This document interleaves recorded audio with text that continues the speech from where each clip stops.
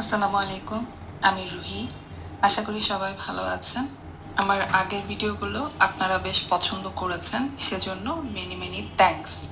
এই খুশিতে চলেন আজকে আপনাদেরকে একটা হাইপ ড্রিংক বোবা পার্ল টি বানিয়ে দেখাই। যারা জানতেন না এই ড্রিঙ্কটি বাসায় বানানো যায় তাদের জন্যই এই ভিডিওটি। প্রথমে একটা ব্লেন্ডার জার নিয়ে আমি এতে 1 কাপ সাবুদানা নিয়ে নিয়েছি।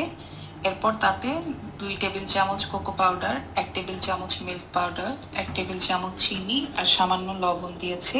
এরপর ব্লেন্ডারে পাউডার বানিয়ে নিয়েছি। এরপর পাউডারগুলো একটা স্ট্রেনার দিয়ে ছেঁকে নিয়েছি।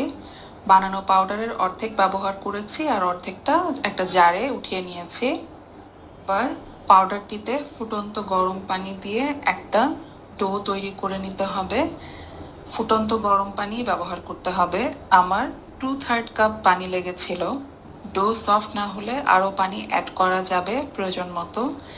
এরপর আমি ভালো মতো মলে ডোটা বানিয়ে নিয়েছি। ডো বানানো হয়ে গেলে কিছুক্ষণ এটা রেস্টে রাখতে হবে। আমি আধা ঘন্টা মতো রেস্টে রেখেছি। আধা ঘন্টা পরে আমি আবার এটাকে সামান্য পানি দিয়ে মলে নিয়েছি।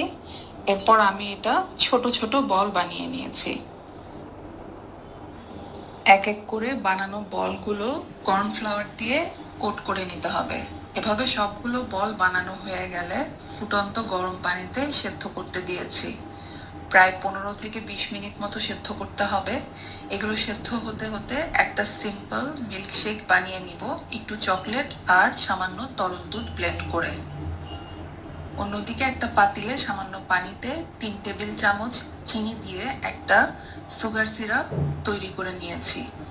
এরই মধ্যে বোবা পার্লগুলো সেদ্ধ হয়ে আসছে। এগুলোকে ছেঁকে নিয়ে আস্তে করে সুগার সিরাপে দিয়ে দিব। সুগার সিরাপের মধ্যে আরও 5 মিনিট অল্প আঁচে রান্না করলেই তৈরি হয়ে যাবে আমাদের বোবা পার্ল। যদিও এই ড্রিঙ্কটি ঠান্ডায় খাওয়া হয়, কিন্তু আমাদের খুব ক্রেভিং হচ্ছিল, লোভ সামলাতে পারছিলাম না, তাই আমরা গরম থাকতেই এটা বানিয়ে খেয়ে নিয়েছি। একটা ট্রান্সপারেন্ট মগে সামান্য বোবা পার্ল, একটু সুগার সিরাপ আর মিল্কশেক মিশিয়ে দিয়েই তৈরি করে নিয়েছিলাম মজাদার ড্রিঙ্কটি। জানি না কেন, বাট ক্যাফের চাইতে আমার বাসারটি বানানো বেশি ভালো লেগেছে। আপনারাও ট্রাই করে দেখতে পারেন। রেসিপিটি ভালো লাগলে আপনাদের ফিডব্যাক জানাবেন। সবাই ভালো থাকবেন। ধন্যবাদ।